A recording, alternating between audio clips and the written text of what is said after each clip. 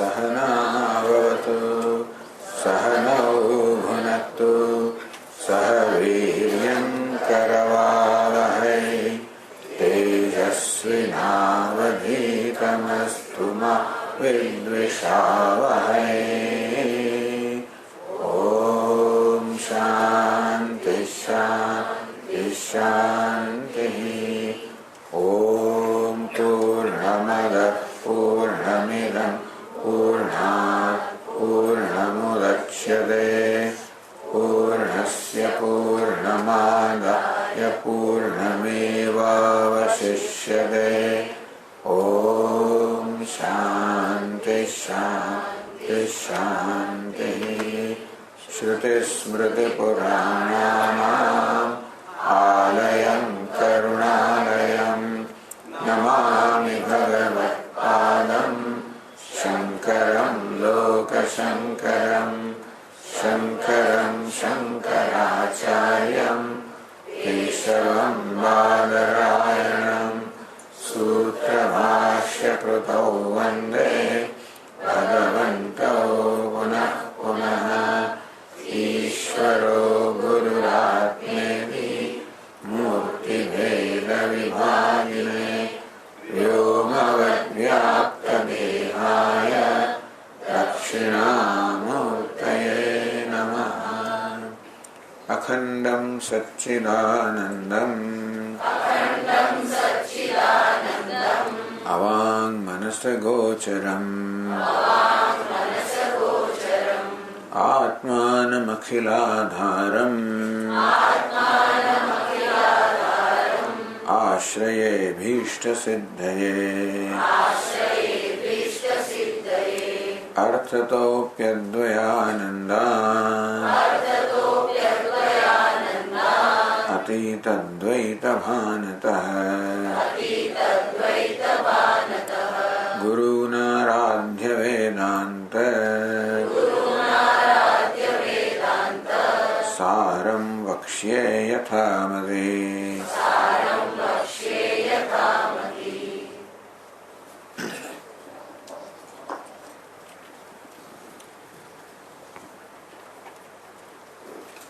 ગ્રંથકાર આત્મા વિશે ભિન્ન ભિન્ન અભિપ્રાયો દર્શાવી રહ્યા છે. પહેલા અત્યંત પ્રાકૃત સ્થૂલમતી જેને શાસ્ત્રના કોઈ સંસ્કાર નથી એ તો પોતાના મનમાં જે પ્રકારની લાગણી છે ને એ પણ કે પુત્ર મારો આત્મા છે. પછી કંઈક વિચાર કરનાર મનુષ્ય પણ દેહાત્મવાદી કહે છે કે નહીં, દેહ આત્મા છે, પુત્ર કરતા દેહ વધારે પ્રિય છે. જ્યારે પ્રસંગ આવે ત્યારે દેહના રક્ષણ કરવા માટે પુત્રનો ભોગ આપવામાં આવતો હોય છે, માટે દેહ પરમ પ્રેમનો વિષય છે, દેહ આત્મા છે. તો પ્રેમનો વિષયોને કારણે પુત્રના આત્મા કયો, એથી વધારે પ્રેમનો વિષયોને કારણે દેહને આત્મા કયો. ચલો ભાઈ, પ્રિય તો બરાબર, ચેતન પણ હોવો જોઈએ ને. તો દેહની ચેતનતા કોને આભારી છે?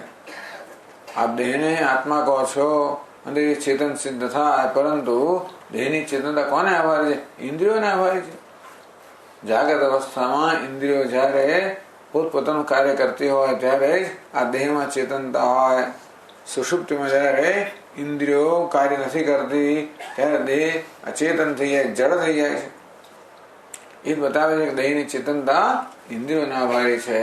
અને તેથી ચેતન જે આત્મા કહેવામાં આવતો હતો, ઇન્દ્રિયો ચેતન કહેવાડવા યોગ્ય છે, મારે ઇન્દ્રિયો આત્મા છે. અને વળી ઇન્દ્રિયો ચેતન પણ છે. કહ્યું કે પ્રજાપતિ પાસે ઇન્દ્રિયો ગઈ વગેરે વગેરે એમ કહ્યું. ઇન્દ્રિયની ચેતનતા પણ બતાવે છે કે નહીં, પ્રાણ આત્મા છે. ઇન્દ્રિયો પણ જે શક્તિ છે, સામર્થ્ય છે, કોને કારણે છે? પ્રાણને કારણે. જો અન્ન પાન વગેરે ન મળે અને પ્રાણ જો ક્ષીણ થઈ જાય તો ઇન્દ્રિયોની શક્તિ પણ ક્ષીણ થઈ જણાય દેખાય છે.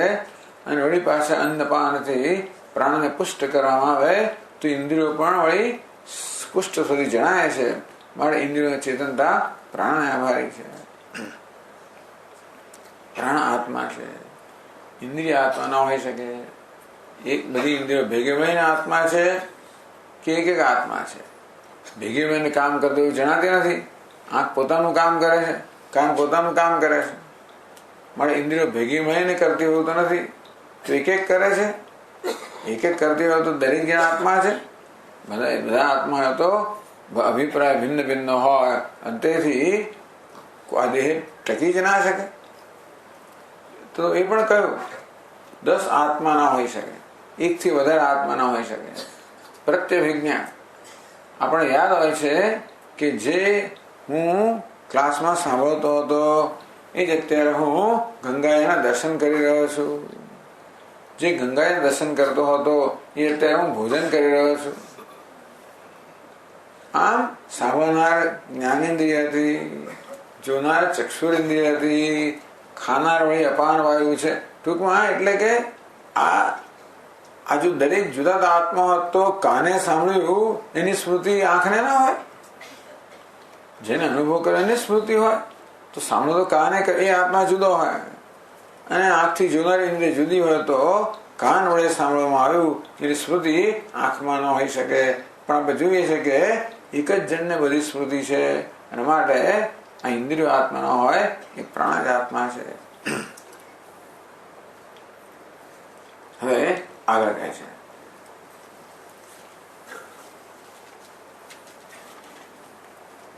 બસો ને 16 પાના પર अन्यस्तु चार्वाकः अन्योन्तर आत्मा मनोमयः इत्यादि श्रुतेः मनसि सुप्ते प्राणादेः अभावात् अहं संकल्पवान् अहं विकल्पवान् इत्यादि अनुभवाच्च मनः आत्मा इति वदति. तथा विशिष्ट अधिकारी वही પેલા પ્રાણ આત્મા જેવું કહેનારો જે 4 વાગ હતો એને કરતા થોડો ચડિયા હતો, જરા વધારે સૂક્ષ્મ ચિંતન કરનારો. એ કહે છે કે નહીં, પ્રાણ આત્મા નથી, મન આત્મા છે. એનો શ્રુતિ, યુક્તિ અને અનુભવ આ 3 વસ્તુ ટાંકવામાં આવી.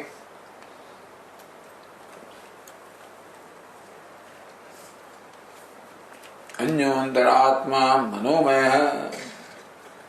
અન્ય એટલે બીજો, પ્રાણમય અન્ય.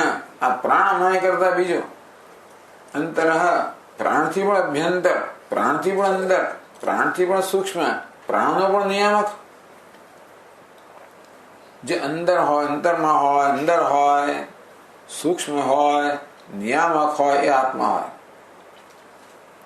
તો મન તો પ્રાણ કરતા પણ અંદર છે, સૂક્ષ્મ છે, પ્રાણનું પણ નિયામક છે. મન પ્રાણને આદેશ આપે કે પ્રાણ હાથને કહે કે ઊંચો થા, એ પ્રાણ પગને કહે કે પેલા સ્થળે જાય વગેરે. આમ મન પ્રાણને પણ આદેશ આપનારું છે, પ્રાણનું પણ નિયંત્રણ છે. માટે આ મન આત્મા કહેવાવા યોગ્ય છે.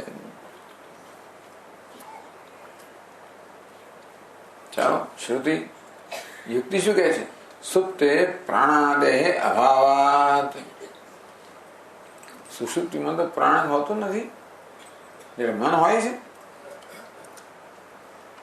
અથવા મન સુષુપ્તે વિલીને પ્રાણાદેહ અભાવાત. ચલો સુષુપ્તિમાં જો મન સૂઈ ગયું છે તો પ્રાણની કોઈ સભાનતા નથી. જાગ્રત અવસ્થામાં, સ્વપ્ન અવસ્થામાં મન જયારે જાગ્રત હોય છે, પ્રવૃત્તિશીલ હોય ત્યારે પ્રાણની સભાનતા હોય છે. હું શ્વાસ લઈ રહ્યો છું વગેરે સભાનતા હોય છે. પરંતુ આપણે જયારે ગાઢ નિદ્રામાં હોઈએ ત્યારે મન ઊંઘી ગયું છે, ત્યારે પ્રાણ ચાલતો હોય તો પણ આપણને સભાનતા નહીં. આ તો કે છે કે મનસી સુપ્તે પ્રાણદેહ અભાવાત. મન ઊંઘી ગયો ત્યારે પ્રાણ નો અભાવ ક્યાં થઈ ગયા છે? પ્રાણ કે નષ્ટ નથી, પ્રાણ તો ચાલુ જ છે. તમે ઊંઘી ગયા હો ત્યારે પ્રાણ તો પેલા જેમ ચાલે, શું કહેવાય એને, ધમણની જેમ ચાલતું હોય છે. તો સુષુપ્તિમાં પ્રાણ નથી એવું આપ શા પરથી કહો છો? કે પ્રાણ ધમણ પ્રાણ જેમ ચાલે છે એ તો કહેનારા બીજા છે ને. પ્રાણ ચાલી, હું ઊંઘી ગયો હોઉં ત્યારે મારો પ્રાણ ચાલે છે એવું કહેનાર હું નથી હોતો. કોણ હોય? બીજા હોય છે. એ બીજાની દ્રષ્ટિએ કદાચ પ્રાણ હોય, પરંતુ જે ઊંઘી ગયો છે એની દ્રષ્ટિએ તો પ્રાણ નથી જ ને. એટલે પ્રાણની સભાનતા ક્યારે હોય? મન જયારે સભાન હોય ત્યારે. જાગ્રતમાં સ્વપ્નમાં મન સભાન હોય ત્યારે પ્રાણની સભાનતા હોય છે. અન્વય સુષુપ્તિમાં જયારે મનની સભાનતા નથી, પ્રાણની સભાનતા નથી, વ્યતિરેક. આ રીતે કઈ વસ્તુ કોને કારણે છે જાણવા આપણે અન્વય વ્યતિરેક ની પદ્ધતિ અપનાવવામાં આવતી હોય. જેમ કે માટી અને ઘડો, એમાં કારણ કયું ને કાર્ય કયું, સ્વતંત્ર કોણ ને પરતંત્ર કોણ નક્કી કરવું હોય તો જયારે ઘડો છે ત્યારે માટી છે, જયારે ઘડો નથી, ઘડાની ઉત્પત્તિ પહેલા માટી પિંડ રૂપમાં, ઘડો નથી ત્યારે પણ માટી છે. ઘડો છે ત્યારે પણ માટી છે. અન્વય ઘડો નથી ત્યારે પણ માટી છે. વ્યતિરેક માટી સ્વતંત્ર છે, ઘડો પરતંત્ર છે. માટી હોય તો ઘડો છે, માટી નથી તો ઘડો નથી. જ્યારે ઘડો હોય ત્યારે માટી છે, ઘડો નથી ત્યારે માટી છે. માટી સ્વતંત્ર છે, કારણ છે, ઘડો પરતંત્ર છે, કાર્ય છે. આમ અન્વય અને વ્યતિરેકથી કઈ વસ્તુ સ્વતંત્ર છે અને કઈ પરતંત્ર છે એ નક્કી થાય. દરેક કિસ્સામાં આગળ કર્યું અન્વય વ્યતિરેક.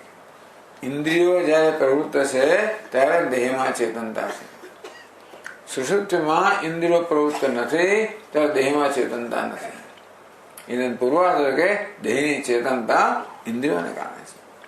તો આવડે ક્યાં છે? પેલું કે પ્રાણ જયારે પ્રબળ હોય ત્યારે ઇન્દ્રિયો પ્રબળ હોય, પ્રાણ નિર્બળ હોય તો ઇન્દ્રિયો નિર્બળ હોય. એટલે ઇન્દ્રિયો પણ પ્રાણને કારણે છે. આ કહે છે કે ભાઈ તમારો પ્રાણ મનને કારણે છે. મન જયારે પ્રવૃત્ત હોય ત્યારે પ્રાણની સભાનતા હોય. જેમ કે જાગ્રત અવસ્થામાં મન સુષુપ્ત હોય ત્યારે પ્રાણની સભાનતા નથી, જેમ કે સુષુપ્તિમાં. માટે મન સ્વતંત્ર છે, પ્રાણ પરતંત્ર છે. માટે જે સ્વતંત્ર હોય આત્મા હોય, પરતંત્ર હોય આત્મા ન હોય. તેથી મન આત્મા છે.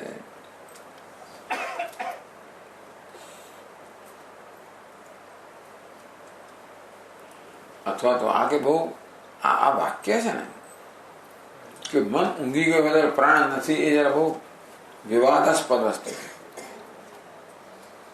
મન નથી તો પ્રાણ, ઉલટું પ્રાણ ચાલે છે મન નથી તારો, એવું કે કોઈ કહેનાર તો એવું કે પ્રાણ ચાલે છે, મન નથી ચાલતું ત્યારે પ્રાણ ચાલે છે. એટલે કે તો બીજાના વડે ચાલે છે, પેલા વડે નથી ચાલતા ને, એવું કહ્યું. અથવા તો ઇન્દ્રિયેષુ ઉપસમૃદ્ધ વ્યાપારેષુ પ્રાણયત્ને પ્રાણાદે અભાવી તદ વ્યાપાર ઉપરમે સુષુપ્ત્યાદૌ તસ્ય અભાવ ઉપચર્યા. એક જ કે મનનો જયારે વ્યાપાર નથી હોતો ત્યારે પ્રાણનો વ્યાપાર સુષુપ્તિમાં હોતો નથી. એ કહેવામાં આવ્યું કે મન ઊંઘી ગયું ત્યારે પ્રાણનો અભાવ હોય છે, પ્રાણ નથી હોતો.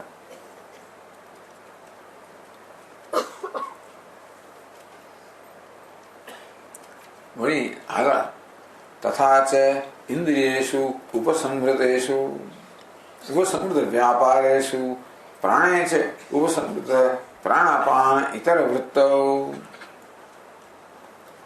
સ્વપ્નનો અનુભવ જુઓ ભાઈ. સ્વપ્નમાં શું છે? ઇન્દ્રિયેષુ ઉપસંહૃત. આપણે જયારે સ્વપ્નમાં હોઈએ ને ત્યારે આ જ્ઞાનેન્દ્રિયો કર્મેન્દ્રિયો ત્યાં આગળ પ્રવૃત્તિ કાર્યશીલ નથી. એ આપણે આગળ કહી ગયા.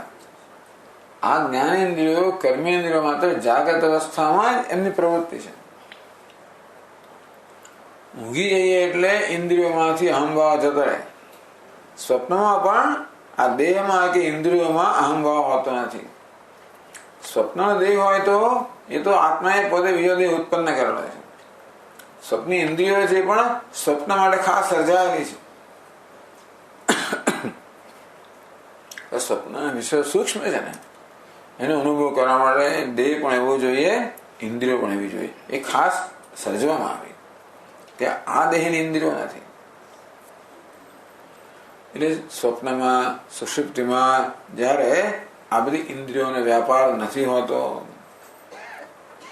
પ્રાણે છે ઉપસંહૃત પ્રાણાપાન ઇતર વૃત્તો, ત્યારે સુષુપ્તિમાં પ્રાણ અપાન વગેરેને પણ કોઈ સમાનતા નથી.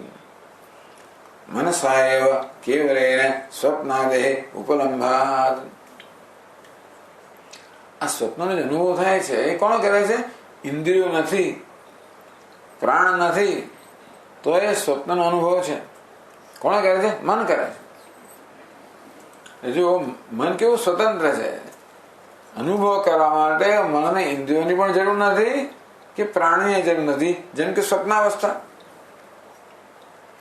સ્વપ્નાવસ્થામાં ત્યાં કોઈ આ પ્રાણ તો ત્યાં હોતો નથી, આ ઇન્દ્રિયો પણ હોતી નથી, છતાં પણ મન હોય છે અને મન એ બધો વ્યાપાર કરતું હોય છે. એટલે કે છે મનસાએવ કેવલે સ્વપ્નાદેહ ઉપલંભાત. સ્વપ્ન વગેરેનું જ્ઞાન તો મનથી થાય છે. મન એવા આત્મા એથી અર્થ માટે મન આત્મા છે.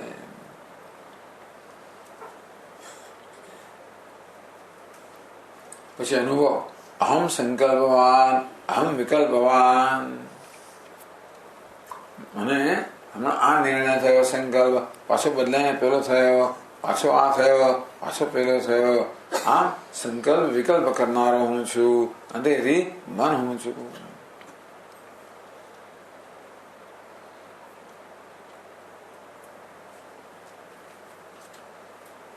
આમ મન આત્મા છે એવું એ બીજો 4 વાક્ય છે. આ 4 વાક્યના મત આવી ગયા. દેહ આત્મા છે, ઇન્દ્રિય આત્મા છે, પ્રાણ આત્મા છે અને મન આત્મા છે. એ 4 વાક્યોનો મત કયા. જે લોકો એ આવું બધું કહે એ બધું આપણે એમના લાભ મળે આપણે આ બધું કહીએ છીએ. એ 4 વાક્ય ક્યાંથી લાવ્યો કે ભાઈ મન આત્મા છે? મને ખબર નથી કે એ તો અનુમાન સ્વીકારતા હતા. મન તો પ્રત્યક્ષ છે જ નહીં, દેહ જ પ્રત્યક્ષ છે. 4 વાક પણ દેહ જ આત્મા છે. કયો 4 વાક ઇન્દ્રિય આત્મા કહેનાર નીકળ્યો? કયો 4 વાક મનને આત્મા કહેનાર નીકળ્યો? પ્રાણને આત્મા કહેનાર નીકળ્યો હશે? તો હવે આ 4 વાકના મત આવી ગયા. એથી આપણે આગળ વધીએ. પેલા પ્રયત્નમાં શું કહેવામાં આવ્યું? સવા એશ પુરુષ અન્ન રસમય. પછી કહ્યું તસ્માદ્વા એ તસ્માદ અન્ન રસમયાત અન્યોંતરાત્મા મનોમય પ્રાણમય. તસ્માદ્વા એ તસ્માદ પ્રાણમયાત અન્યોંતરાત્મા મનોમય. ત્યાં સુધી થયું. હવે તસ્માદ્વા એ તસ્માદ મનોમયાત અન્યોંતરાત્મા વિજ્ઞાનમય. તૈત્રીય ઉપનિષદ કહે છે કે એ મન કરતા પણ અંતરમાં, મન કરતા પણ સૂક્ષ્મ, મનનું પણ નિયામક વિજ્ઞાનમય છે. તે બુદ્ધિ માટે વિજ્ઞાન શબ્દનો પ્રયોગ થયો. તો આ વિજ્ઞાન શબ્દને પકડે છે આ લોકો. હવે કોણ આવે છે? બૌદ્ધ લોકો આવે છે. બૌદ્ધમાં ભાઈ 4 અભિપ્રાયો છે. એક યોગાચાર, પછી બીજા કોણ છે આપણા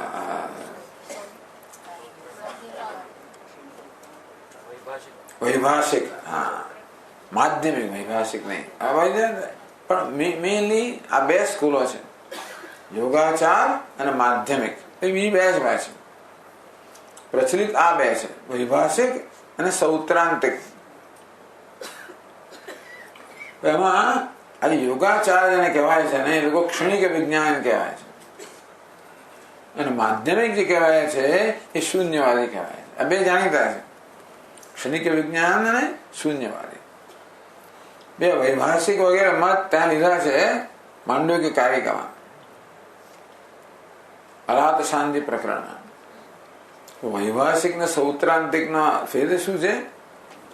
આ 2 પેલા 2 છે, એક ક્ષણિક વિજ્ઞાની છે, બીજો શૂન્યવાદી છે. એ લોકો બહારના જગતને સ્વીકારતા જ નથી. ક્ષણિક વિજ્ઞાન એમ કહે કે માત્ર ક્ષણિક આત્મા છે એ જ સત્ય છે, બાકી કશું નથી. અને શૂન્ય વાળો કે એ નથી, શૂન્ય જ સત્ય છે. ત્યારે બે બૌદ્ધો કે નહીં ભાઈ જગતના વિષયો બહારના છે ને અંદરના છે. એમ એક જણ કહે છે કે બહારના પદાર્થો છે એ આપણે જોઈ શકીએ છીએ, અનુભવી શકીએ છીએ. બીજું કે ના, બહારના અનુભવ નથી થતો, એ અનુમાનથી જાણો છો. તમે છો કે નહીં એ તો તમને હું છું કે તમે દેખાય છે કે નથી દેખાતું, એનો પ્રત્યક્ષ અનુભવ કે આ પ્રત્યક્ષ તો અનુમાન છે. તમે મન નથી દેખાતા. તમારા આકારની વૃત્તિ મારા મનમાં જન્મે ત્યારે પછી હું વૃત્તિ જોઉં છું. સમજ પડી ને? તમે મારી સામે બેઠેલા હોય તોય ના દેખાવ. જો તમારા આકારની વૃત્તિ મારામાં ન જન્મે તો સામે પડેલી વસ્તુ ના દેખાય. એ બધા વસ્તુ જોતા ને પછી વૃત્તિ જોઈએ છે એવું કહેવાનું છે. વૃત્તિ જોઈએ છે અનુમાન કહે છે કે વસ્તુ હોવી જોઈએ, કે વસ્તુ વૃત્તિ ના જન્મે. મારે એક જણ કહે છે કે ચાલો આ તો ખાલી ટેકનિકલ ભેદ છે. એક જણ એમ કહે છે કે બહાર અંદરના વિષયો પ્રત્યક્ષ છે, બીજા બધા સૌત્રણ કે અનુમાનનો વિષય છે. એ લોકો આ દુનિયાને સ્વીકારે છે. પેલા તો દુનિયાને સ્વીકારતા જ નથી. એ લોકો બહુ પ્રબળ લોકો છે. એમાં વિજ્ઞાનવાદી પ્રબળ છે, એનાથી પ્રબળ બાજુ શૂન્યવાદી છે. એનો મત છેલ્લો આવશે.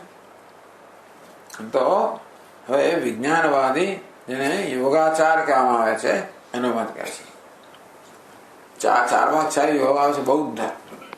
આગળ કહે છે બૌદ્ધસ્તુ અન્યોંતર આત્મા વિજ્ઞાનમય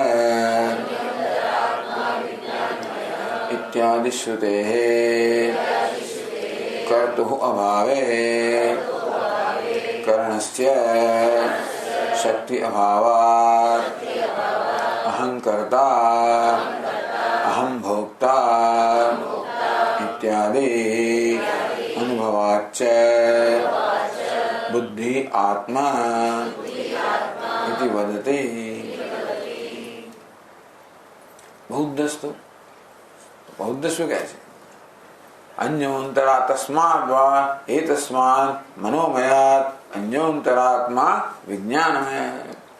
તો ઉપનિષદ કહે છે કે મનોમય કરતા આંતરિક, એના કરતા સૂક્ષ્મ, એનો નિયામક એવો વિજ્ઞાનમય છે, એ આત્મા છે. તો વિજ્ઞાનમય નો અર્થ શું કરે? ક્ષણિક વિજ્ઞાનમયથી. એ લોકો વિજ્ઞાન બુદ્ધિને ક્ષણિક માને છે, બુદ્ધિને જ આત્મા માને છે. આ લોકો બુદ્ધિને આત્મા માને છે, એને કેવી માને છે? ક્ષણિક માને છે.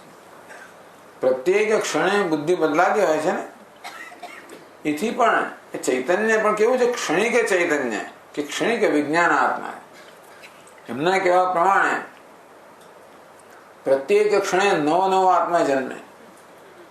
ચૈતન્ય કેવું છે? ક્ષણિક છે. પ્રત્યેક ક્ષણે નવું ચૈતન્ય જન્મે. પહેલી ક્ષણ છે એ બીજી ક્ષણને જન્મ આવે. બીજો ક્ષણિક આત્મા ત્રીજા ક્ષણિક આત્માને જન્મ આવે. ત્રીજો ક્ષણિક આત્મા ચોથા ક્ષણિક આત્માને જન્મ આવે. એ જાય અને પેલો આવે. આવું છે. ભાઈ આવું હોય તો આપણને એવું કે અનુભવ થતો નથી. આપણે શું અનુભવ થાય છે કે આત્મા તો સાતત્ય છે ને, કન્ટિન્યુટી છે ને. ક્ષણે ક્ષણે બદલાતો આપણો અનુભવ નથી. આત્મા સતત દેખાય. એ તો તમને દેખાય છે એટલે શું થઈ ગયું? એ કહે કે જો ભાઈ તમે આ ફિલ્મ જોઈ ને, ફિલ્મ એ વખતે તો નહોતી પણ અત્યારના દ્રષ્ટાંત છે. સિનેમા જોઈએ ત્યારે એ કચકડાની ફિલ્મ સતત દેખાય ને, કન્ટિન્યુટી.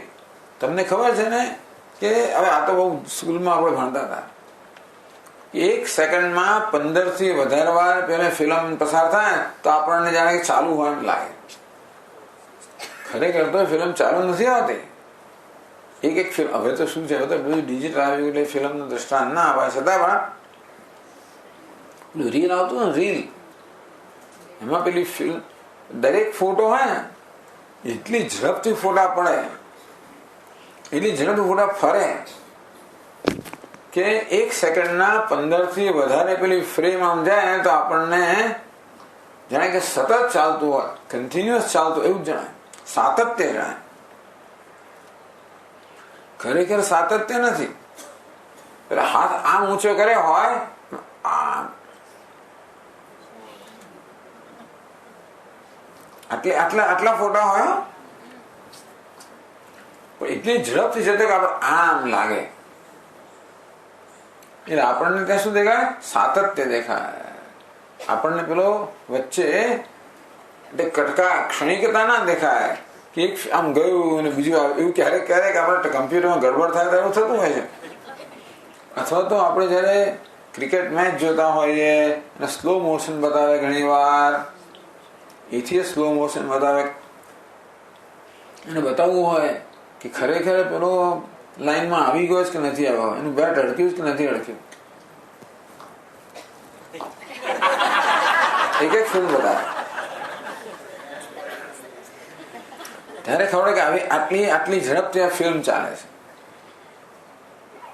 ખરેખર તો એને ડિસ્ક્રીટ એટલે શું છે કે ખરેખર આ વચ્ચે કોઈ સંબંધ છે જ નહીં. આ બીજી ફિલ્મ છે પેલા કરતા સ્વતંત્ર છે, ત્રીજી સ્વતંત્ર છે. પરંતુ આપણને જેને સતત હોય, કન્ટિન્યુઅસ હોય એવી જાતનો ભ્રમ થાય છે. એની પાસે આ દ્રષ્ટાંત નહોતું. હું દ્રષ્ટાંત શું હતું કે એક દીવો બળતો હોય, દીવાની પેલી જ્યોત હોય, આપણે શું લાગે? દીવાની એક જ જ્યોત છે. આપણે સાતત્ય દેખાય ને, કેવું નથી. પ્રત્યેક ક્ષણે પેલું રૂ પ્રત્યેક ક્ષણે બળતું હોય, તેલ પ્રત્યેક ક્ષણે વપરાતું હોય અને એમાંથી પ્રત્યેક ક્ષણે નવી નવી જ્યોત ઉત્પન્ન થતી હોય. જ્યોત એટલી ઝડપથી ઉત્પન્ન થાય છે કે એ એક જ જ્યોત હોય અને સતત ચાલતી હોય એવું તમને ભાસ થાય, ભ્રમ થાય છે. અત્યારે પણ જે લોકો આ ફિઝિક્સના લોકો કહે છે એને ક્વોન્ટમ ફિઝિક્સ કહે. એવું કેમ કે આપણને સાતત્ય જણાય છે, ખરેખર તો ક્વોન્ટમ. આ બધું ક્વોન્ટમ એમનું કે આ વસ્તુ એક સતત છે. આ બધા પદાર્થો પણ પ્રત્યેક જુદા જુદા હોય છે. એ લોકો સતત નથી હોતા. એવું પેલા લોકો ત્યારના સમજે છે. ક્ષણિક વિજ્ઞાન એ આપણે સ્વીકારીએ. જગત એવું છે, આપણે સ્વીકાર તૈયાર છે. જગતમાં સાતત્ય જણાય છે, પરંતુ સાતત્ય ના હોય. પ્રત્યેક ક્ષણે નવું જગત જન્મતું હોય અને નવું પેલું લય થઈ જતું હોય. એટલી ઝડપથી જન્મે, એટલી ઝડપ લય થાય કે આપણને સાતત્ય એમ જાણે એવું કદાચ સ્વીકાર તૈયાર છે. એ તો સીધું આત્મા તો ચૈતન્ય જેવું છે કે છે.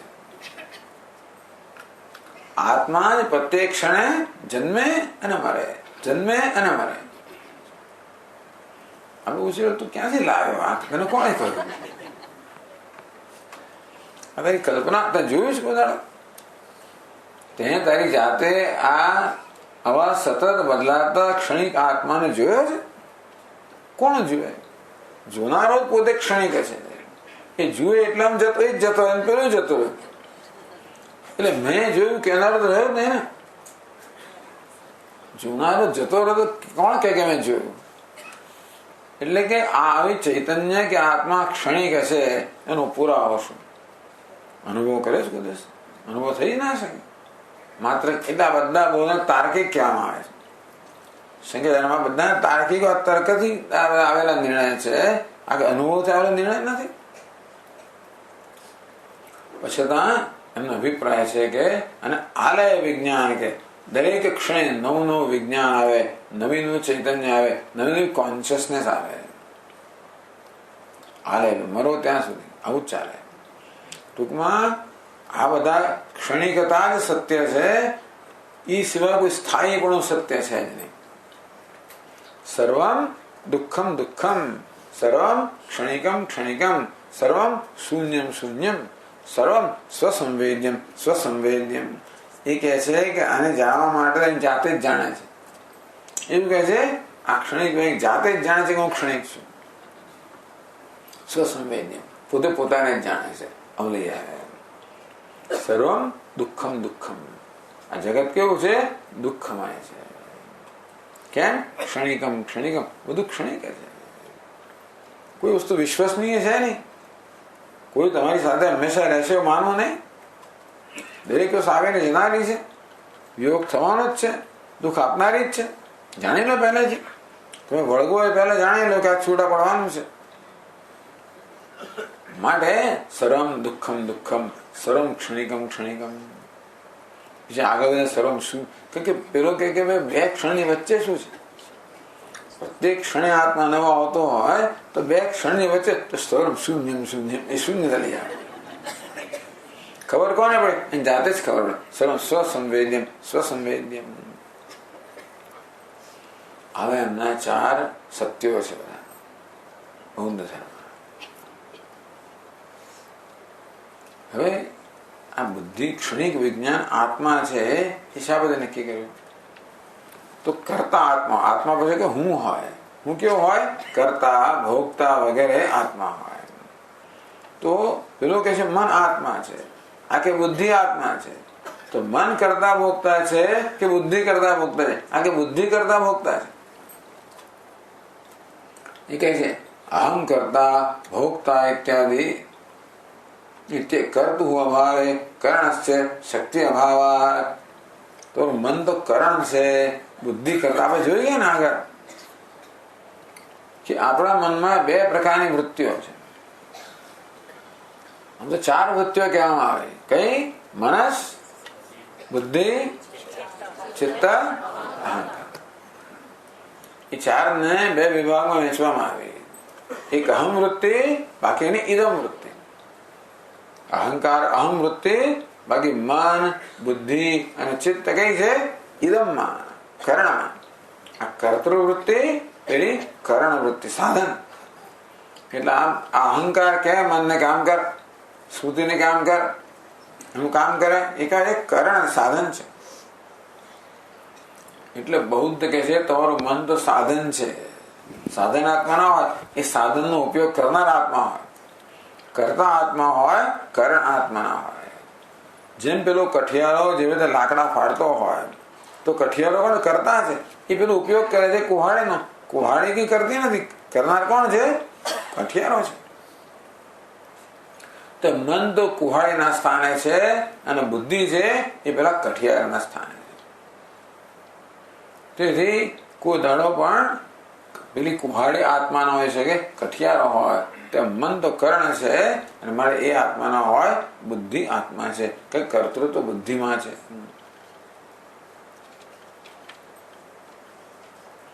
કરતું અભાવે કર્ણસ્ય શક્તિ અભાવાત. ધરો કઠિયારો. હવે શક્તિ પેલામાં છે, પેલી કુહાડીમાં. એ કોની શક્તિ છે? જોરથી પેલો લગા ઝીંકતો હોય એ શક્તિ કોની? કઠિયારાની છે. કઠિયારા વગર પેલી કુહાડીમાં શક્તિ હોય ખરી? એકલી કુહાડી કે લાકડું કાપવાની છે? નહીં. અર્થાત કુહાડીમાં જે શક્તિ છે કોને કારણે છે? કઠિયારને કારણે. તો કુહાડી શું છે? કરણ છે, સાધન છે. કઠિયારો શું છે? કર્તા છે. એટલે કરણમાં કુહાડી અર્થાત કર્ણમાં જે શક્તિ છે કોને કારણે છે? કઠિયાર અર્થાત કર્તાને કારણે. કર્ણમાં જે શક્તિ હોય એ કર્તાને કારણે છે. કરતા વગર કરણ કેવું શક્તિહીન બની જાય. કઠિયારા વગર પેલી કુહાડી શક્તિહીન બની જાય. તો તમારું મન તો શું છે? કરણ છે, બુદ્ધિ કરતા છે. આગળ વળગો ને મન આત્મા છે એને કહે છે તારું મન તો કરણ છે, બુદ્ધિ કરતા છે. મળે મનમાં જે શક્તિ હોય કોને કારણે છે? બુદ્ધિને કારણે છે. પેલું કે તમે બુદ્ધિ નવું શું કામ? તમે મન આગળ બુદ્ધિની જરૂર શું છે? મન જ કરતા છે. હું કહું શું કરું છું? મનને તમે કરણ કે એને બુદ્ધિ નામની નવી વસ્તુ ઉમેરો છો અંદર. ખાલી મન જ કરતા છે એવું કહું તો શું કરું છું? મનસેવ કર્તૃત્વ સાત કેમ વિજ્ઞાન એને આ મન જ કરતા છે. એટલે પેલું મન બુદ્ધિ ચિત્ત કરતા છે. તો અને તો અહમ વૃત્તિની કોઈ જરૂર નથી. તો તમે એ વિજ્ઞાનને કેમ લાવો છો? મનસ કર્ણ પક્ષપાતિત્વાત ન કરતો અનુભવ ગોચરત્વ વિધિ, કે મન તો છે ને કરણના સ્થાને છે, એના માટે કર્તૃત્વ એનામાં ના હોય. એટલે કે છે કર્તુ અભાવે કર્ણસ્ય શક્તિ અભાવાત. જે કરતા ના હોય ત્યાં કરણમાં કોઈ પ્રકારની શક્તિ ના હોય, કઠિયાર ના હોય ત્યાં કુહાડીમાં કોઈ પ્રકારની શક્તિ ના હોય. પછી કહેશે કે જો આ મન બધું અનુભવ કરનાર હોય, મન કરતા હોય, તો આ મન તો બધી ઇન્દ્રિયો સાથે સંપર્કમાં હોય છે. તો એક સાથે બધી ઇન્દ્રિયોનું બધું જ્ઞાન થઈ જવું જોઈએ. એવું તો થતું નથી. એક જ થાય છે. એ બતાવે છે કે મનનો ઉપયોગ કરીને જ્ઞાન પ્રાપ્ત કરનાર કોઈ બીજું છે. મન પોતે જ ધારો કે જ્ઞાન પ્રાપ્ત કરનાર હોય તો મનનો બધી ઇન્દ્રિયો સાથે એક સાથે સંપર્ક હોય છે, અને તો પછી બધી ઇન્દ્રિયોનું જ્ઞાન એક સાથે થવું જોઈએ. એવું થતું નથી. એક ઇન્દ્રિયનું જ્ઞાન એક સાથે થાય છે. એ બતાવે છે કે મનનો ઉપયોગ કરનાર કોઈ બીજો છે જે મન દ્વારા ઇન્દ્રિયો દ્વારા જ્ઞાન પ્રાપ્ત કરે છે.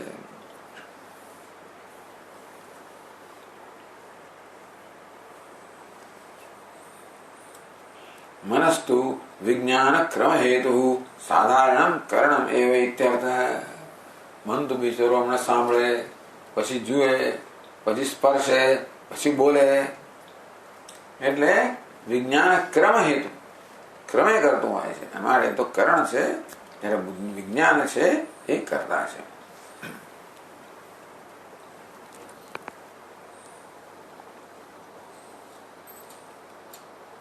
અહમ કરતા, અહમ ભોગતા ઇત્યાદિ અનુભવાત છે. મન તો કરણ છે. એમ ના કે હું કરતા છું, ભોગતા છું. કરણ ના કે, કોણ કે? કરતા કે. એટલે મન કરતા અન્ય કોઈ છે જે કહેનાર છે કે હું કરતા છું, હું ભોગતા છું. મારે મન આત્મા નથી. આ કહેનાર વિજ્ઞાન છે, એ આત્મા છે. પણ બુદ્ધિ જયારે શબ્દ વાપરે ત્યારે બુદ્ધિનું તો આપણી બુદ્ધિ નહીં, વિજ્ઞાન સમજવાનું, ક્ષણિક વિજ્ઞાન સમજવાનું.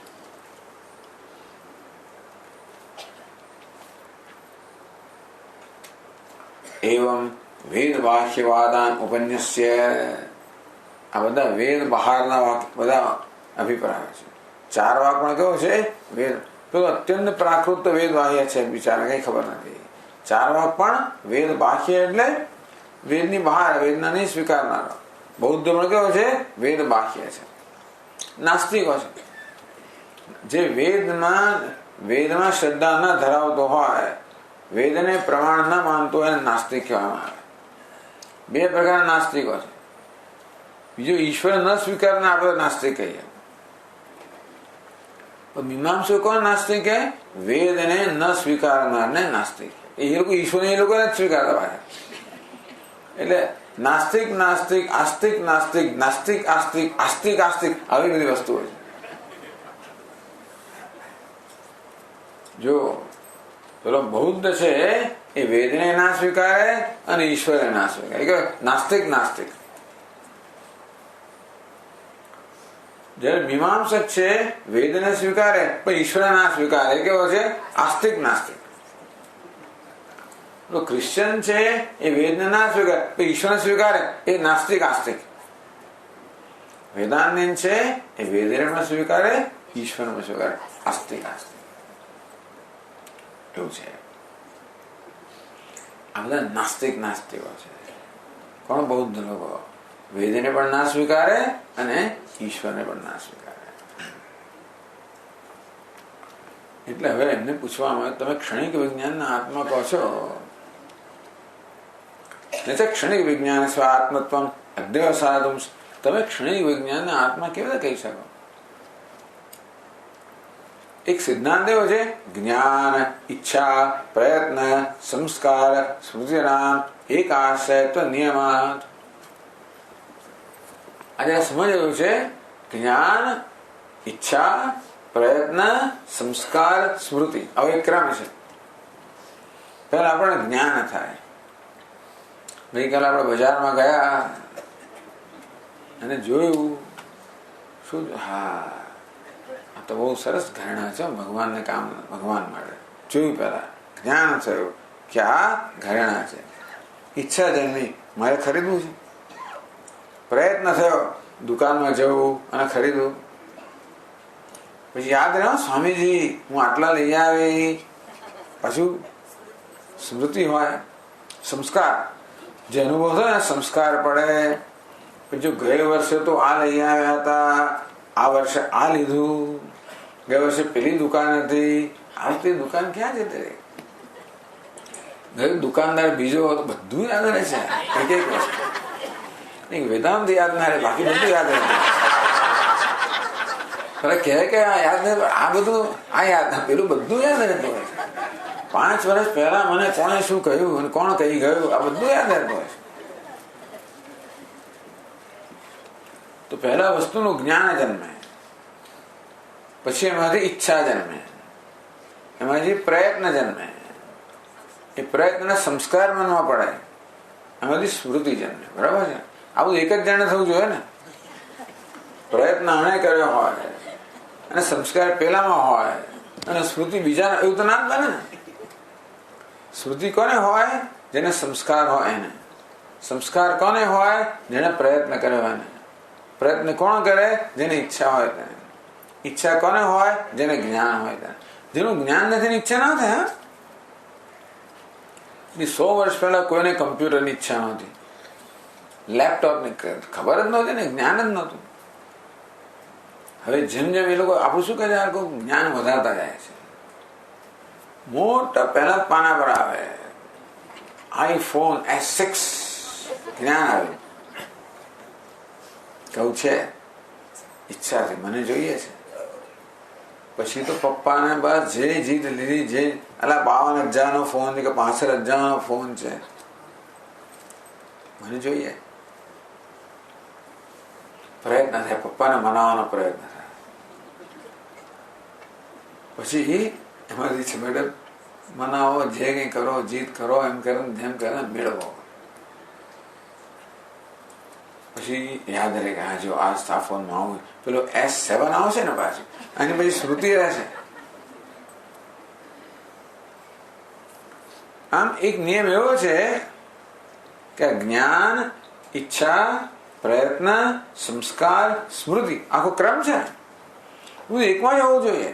જ્ઞાન એકને હોય, ઈચ્છા બીજાને હોય, એવું ના હોય. એક જ એનો આશ્રય કે એક જ આશ્રય હોવો જોઈએ, અનેક ના હોય. તમે કહો છો કે દરેક ક્ષણે નવો આત્મા આવ્યો, તો જ્ઞાન બીજે એક આત્માને થયું, ઈચ્છા એટલામાં જતો રહે પાછો, બીજો ક્ષણિક આવ્યો, ઈચ્છા નથી, એ તો જતો રહે પાછો. પ્રયત્ન ત્રીજો કરે, એ ગયો. સંસ્કાર ચોથામાં હોય, એ ગયો. પછી સ્મૃતિ 5મામાં હોય. ટૂંકમાં આપણને આ બધી જ્ઞાન, ઈચ્છા, પ્રયત્ન, સંસ્કાર, સ્મૃતિ છે એ બતાવે છે કે એક સાતત્ય છે, ક્ષણિકતા નથી. આત્મા સતત છે, ક્ષણિક જતો નથી રહેતો. નહીતર આ પ્રકારનું સાતત્ય હોય ને, એક અધિકાર, એક આશ્રયમાં ના હોય. કારણ કે જો નહીતર, હવે આપણે જો આજે ધારો કે જમવા જશો ને તમે સાંજે ખીચડી, હવે તમે ખીચડી ખાશો પ્રેમથી, મને બહુ ખીચડી બહુ ભાવે, બહુ સારું, એક વસ્તુ ભાવે છે લોકો. હું રોટલી ખાતું જ નથી, થપ્પા થપ્પા પડી રહે છે. બરાબર. આજે હું ખીચડી જ્યાં ખાવું પ્રેમથી, એ ક્યારે ખાવો ખબર છે? મને ગઈકાલની સ્મૃતિ છે કે ગઈકાલે ખીચડી ખાધી હતી, એવી જ આ ખીચડી દેખાય છે. સાદૃશ્ય. આ ખીચડી મને ભાવશે એવું નક્કી કર્યા પછી ખાઈએ ને આપણે. એ ભાવશે એવું નક્કી ક્યાંથી કર્યું? આ ખીચડી ગઈકાલની ખીચડી જેવી જ દેખાય છે સ્વામીજી, એવી જ છે. શું કહે? સાદૃશ્ય, સમાનતા. આમ ગઈકાલની ખીચડી સાથે આજની ખીચડીનું સાદૃશ્ય છે. એ બધું અનુમાન કરીએ કે આપણે સ્વાદિષ્ટ હશે અને આપણે ખાવા યોગ્ય છે, પછી નિર્ણય કરે કે હું ખાઈશ. આવું થઈ જાય તો આપણે નહીતર ના ખાઈએ. ગઈકાલે રોટલી ભૂલથી લીધી મેં ધારો કે, અને પછી એની સ્મૃતિ રહે કે આજની રોટલી છે ગઈકાલની રોટલી જેવી હશે. એને બદલી હોય તોય પણ આપણે હાથ જ ના અડકારીએ. ભાઈ આ વર્ષે રોટલી જુદા પ્રકારની છે, આ તો રોટલી બધી પહેલા જાડી નથી, પાતળી છે. પેલો ગયા વખતનો અનુભવ થયો ને, એટલે જે તો એ જ સ્મૃતિમાં રહ્યું હોય. એટલે કહે છે કે જો ક્ષણિક વિજ્ઞાન હોય તો અનુમાન પણ ગઈકાલે ખાનારો તો ગયો, આજે ખાનારો બી તમારે કહેવા પ્રમાણે પ્રત્યેક ક્ષણે આત્મા બદલાતો હોય તો જેને ગઈકાલે ખીચડી ખાધી તો ગયો, આ તો નવો છે, આ શું વસ્તુ જેમ પૂછે એવું થાય ને ભાઈ. આ તો ખીચડી જોઈએ ને ખબર પડે ગઈકાલે જે હતું એવા પ્રકારની આ વસ્તુ ખીચડી હોવી જોઈએ. પેલા અનુમાન થાય ખીચડી છે, ગઈકાલે ખીચડી ખાધી એને જેવા દેખાય છે. આપણે તમે વિચારતા નથી કે આ પ્રક્રિયા આપણા મનમાં ચાલે છે. ખીચડી છે એ અનુમાનથી જાણીએ છીએ, સાદૃશ્ય છે. ગઈકાલે હતું એને જેવું છે એ માટે ખીચડી હોવી જોઈએ. નહીં તો આપણે શું વસ્તુ છે ઘણી વાર પેલું ઘરે બનાવ્યું હે કે બોલ શું બનાવ્યું છે ખબર ના પડે આ શું છે. પછી કે મોહનથાળ સાદૃશ્ય છે એની અંદર, ભૂતકાળમાં જે ખાધેલો એની કોઈ સમાનતા જ ના હોય તો કોણ કહેતો કે મોહનથાળ છે. એટલે સાદૃશ્ય બધા અનુમાન કરતા હોઈએ છે કે આ વસ્તુ મોહનથાળ હોવી જોઈએ, અને પછી મને ભાવે છે માટે હું ખાવું વગેરે વગેરે આવો નિર્ણય પછી થતો. પણ જે એક આત્મા અનુભવ કરનાર ગયો અને આજે નવો આત્મા હોય તો એનામાં આવું સાદૃશ્યનું જ્ઞાન ના હોય, અનુમાન ના થશે, કોઈ પ્રવૃત્તિ જ ના થાય. પાણી શુદ્ધ ના પીએ. આ પાણી પીવા જેવું છે ને, આ તો ભાઈ આરોનું પાણી છે, ગઈકાલે પીધેલું વાંધો નથી આવ્યો એટલે આજે પીવું, બાકી ખબર નહીં તો આપણે તો દરરોજ પૂછવું પડે કે આ પીવાય કે ના પીવાય.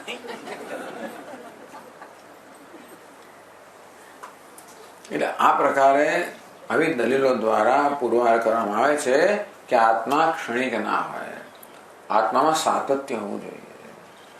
ભલે વિચારો ક્ષણિક હોય, ભલે મન ક્ષણિક હોય, ભલે બુદ્ધિ ક્ષણિક હોય, ભલે જગતના વિષયો ક્ષણિક હોય, પણ એ બધું ભલે પરિવર્તનશીલ હોય. ક્ષણિક પરિવર્તનશીલ છે, પરિવર્તનશીલ વસ્તુ ક્ષણિક છે એવું કહી દીધું.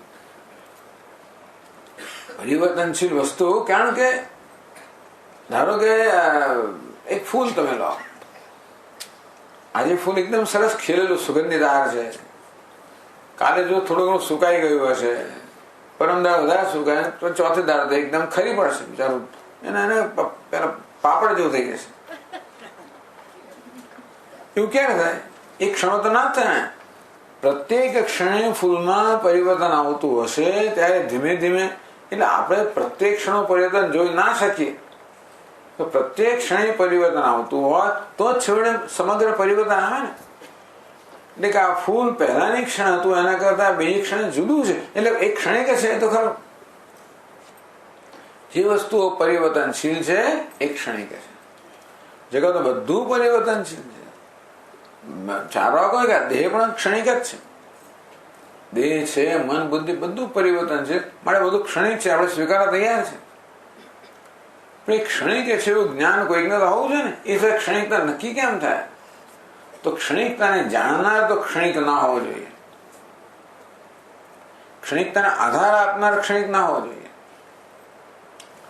પેલું ચક્કર ફરતું હોય, એની ધરી હોય, એ કેવી હોય, એ ન ફરનારી હોય, એને આધાર આપનારી હોય. બધા પરિવર્તન આધારે કેમ હોય? જે પરિવર્તન રહિત છે એ બધા પરિવર્તનને આધાર આપે. જગતનું બધે પરિવર્તન હદ વગરનું પરિવર્તન. ગાણા થઈ જાય તો આપણું બધું સ્થિર દેખાય છે, એનું સારું છે, પણ જ્યાં દુનિયા ઉપર જે ખબર પડે કે બધું કેવું ચક્કર ચાલે, બધું ફર્યા જ કરે છે, ક્રેઝી. આમ જો આખી દુનિયા ઘૂમ્યા જ કરે છે.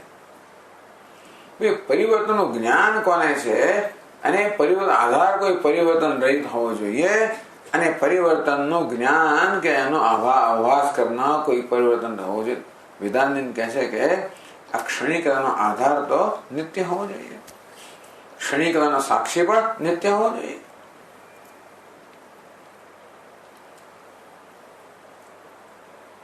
ન્યાય કુસુમાંજલો નાન્ય દૃષ્ટમ સ્મરતન્યો નૈકમ ભૂતમ નાન્ય દૃષ્ટમ. બીજાએ જોયેલું બીજાને યાદ આવે એવું ના બને વગેરે આપણે જોઈ ગયા. એ સિવાય બીજું શું થાય ખબર છે? કે એક ક્ષણિક આત્મા છે ને, પેલો એ બિચારો બંધાયેલો હતો, અજ્ઞાન આને થયું અને મુક્ત બંધાયેલો જુદો પછી મુક્ત જુદો, એવું થયું ને. બંધ મોક્ષ વૈદિક કારણ્યમ, બંધાયેલો જુદો, મુક્ત જુદો. એટલે બહુ દુષ્ટત્વાદ. આ પક્ષમાં તો એટલા બધા દોષ છે, અનાદરણીય.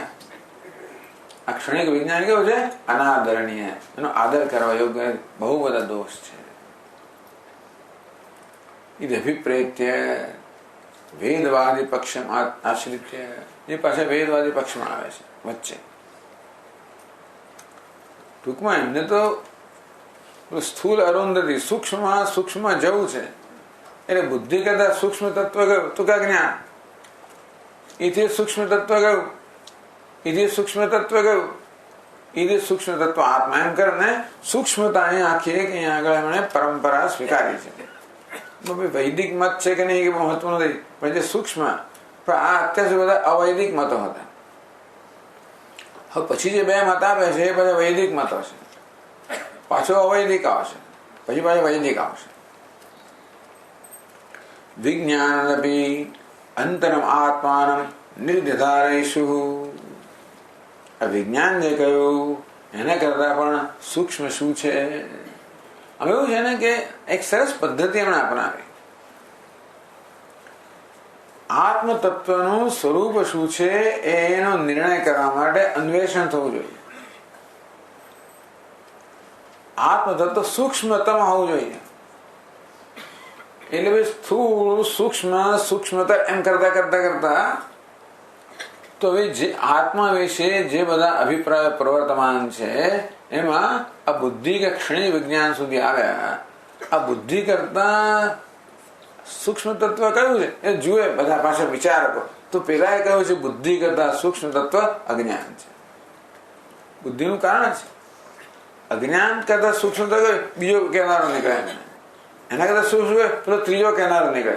આમ ભિન્ન ભિન્ન અભિપ્રાય લઈને પણ છેવટે શું ચાલે છે? એક સતત અન્વેષણ ચાલે, સંશોધન ચાલે છે. આત્મ ઇન્ક્વાયરી કે વિચાર કહેવાય ને. આત્મતત્વ વિશે વિચાર ચાલી રહ્યો છે અને સૂક્ષ્મથી બધા સૂક્ષ્મતર સ્તરમાં આપણે જઈ રહ્યા છીએ. એટલે હવે આ બુદ્ધિ કરતા પણ સૂક્ષ્મ તત્વ કયું છે એ માટેનો બીજો અભિપ્રાય કહે છે. તો આગળ કહે છે પ્રાભાકર તાર્કે કહું તો અન્યોંતર આત્મા આનંદમય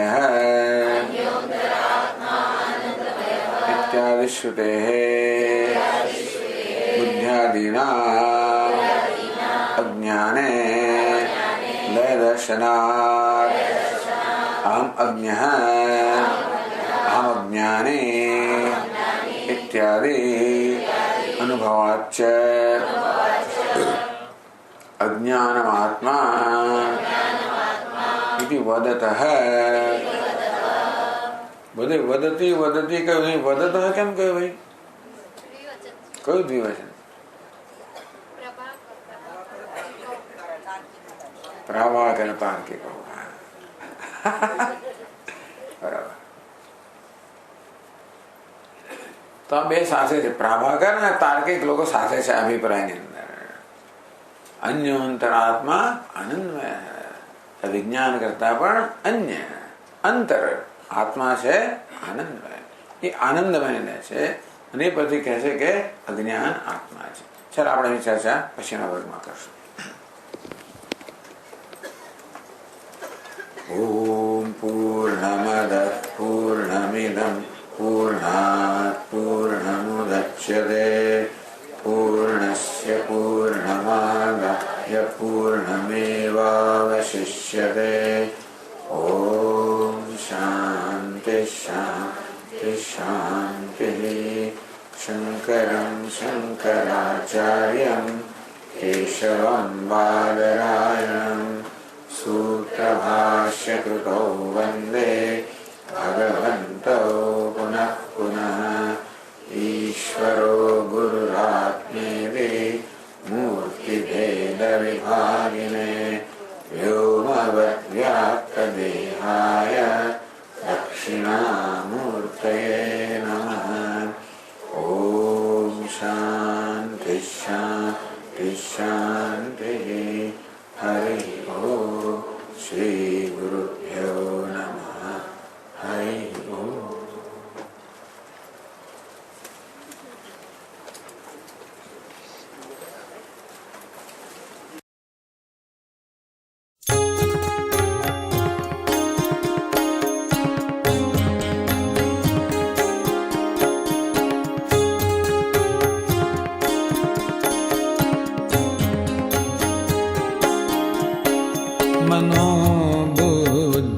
मनोबुद्ध्यहंकार चित्तानि नाहं न च श्रोत्रजिह्वे न च घ्राणनेत्रे न च व्योमभूमिर्न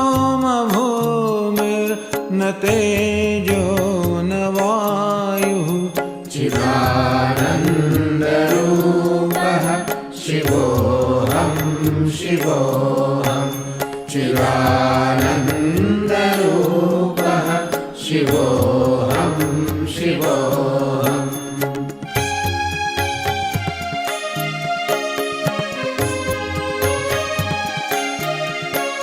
न च प्राणसंज्ञो न वै पञ्चवायुः न वा सप्तधातुर्न वा पञ्चकोशः न वा पाणिपादं न चोपस्थपायुः चिदानन्दरूपः शिवोऽहं शिवोऽहं चिदानन्दरूपः शिवोऽहं शिवोऽहम्।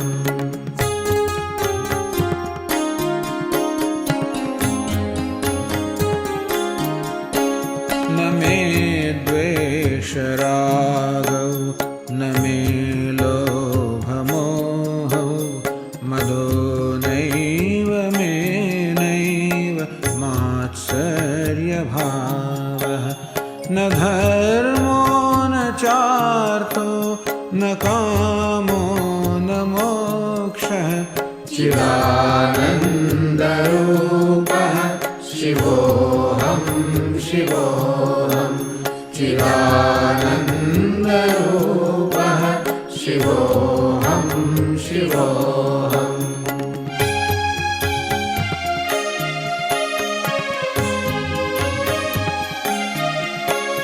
न पुण्यं न पापं न सौख्यं न दुःखं न मन्त्रो न तीर्थं न वेदा न यज्ञः अहं भोजनं नैव भोज्यं न भोक्ता चिदानन्दरूपः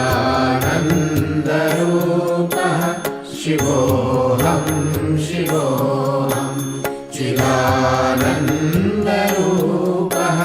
शिवोऽहं शिवोऽहम्।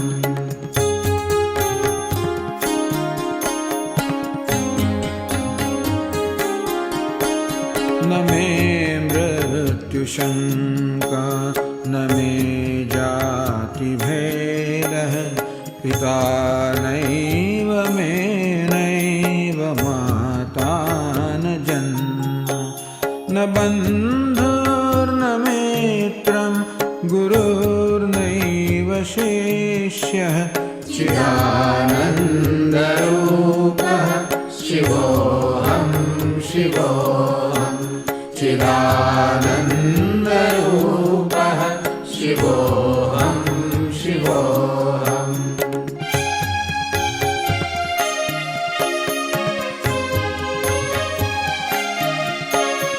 अहं निर्विकल्पो निराकाररूपः